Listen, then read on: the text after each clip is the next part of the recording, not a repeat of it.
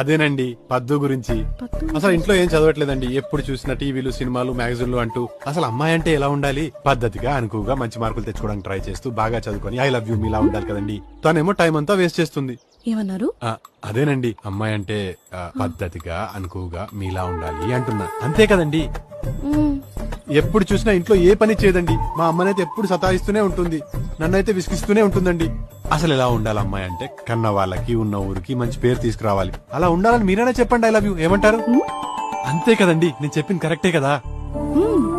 కరెక్టేనండి. అమ్మాయి అంటే పద్ధతిగా అనుకువగా కన్న వాళ్ళకి ఉన్న ఊరికి మంచి పేరు తేవాలి. I to love you. అమ్మాయి అంటే అలానే ఉండాలి. ఏమన్నారు? అదేనండి, ఆడపిల్లంటే అందరికీ మంచి పేరు తెచ్చిపెట్టేలా ఉండాలి అన్నాను. ఇంతకీ మీకేం వినబడింది?